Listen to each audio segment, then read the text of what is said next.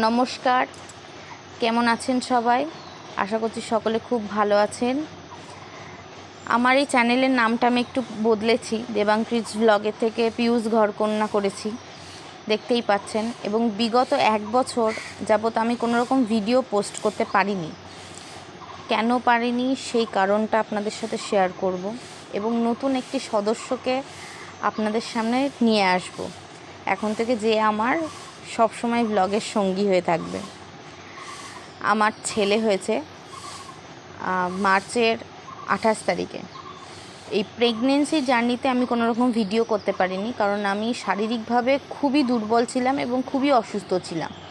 এবং যেহেতু ব্লগটা আমিই করি এবং এডিটটাও আমিই করি, একার পক্ষে একা হাতে সমস্তটা সামলানো আমার পক্ষে সম্ভব হচ্ছিল না, যার জন্য আমি কিছুদিন বন্ধ রেখেছিলাম ভিডিওটা। তবে আবার নতুন করে ভিডিও করার ইচ্ছা এবং চেষ্টা নিয়ে এগিয়ে যাচ্ছি ছেলেকে নিয়ে। দেখা যাক কতদূর কী করতে পারবো। আপনারা যদি পাশে থাকেন তাহলে অবশ্যই পারবো। আপনারা এভাবেই আমার পাশে থাকুন, যেভাবে আগে ছিলেন। জানি খুব অল্প সংখ্যক কিছু সাবস্ক্রাইবার আমার রয়েছে, খুবই সামান্য, সেটা ধরা চলে না। তবে আশা করি আপনারা যদি পাশে থাকেন তাহলে এই সামান্য থেকেই একদিন হয়তো ভালো কোনো জায়গায় পৌঁছাতে পারবো। তবে আর বেশি কিছু বলবো না, বেশি কথা বলবো না।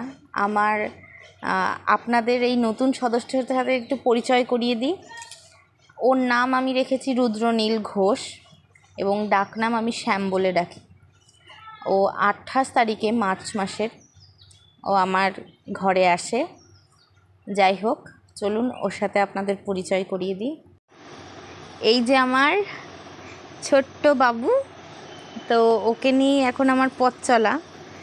আসলে ও ঘুম থেকে উঠলো সবে, ওর মাসি ওকে নিয়ে ঘোরাচ্ছিল, তা আমি ওকে একটু বললাম যে একটু নিয়ে আসতে, ও আবার ঘুমিয়েই পড়ছে।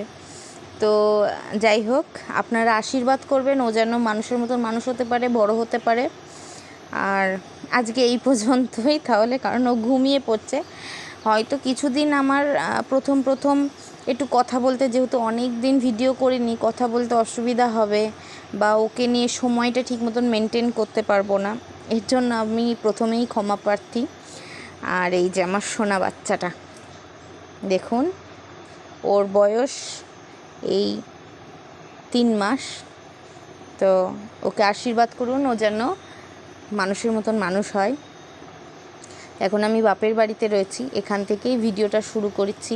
আর কদিন পরে ওই বাড়ি যাব, সেই ভিডিও আপনারা দেখতে পারবেন। তাহলে আজকের মতন এখানেই রাখছি ভিডিওটা।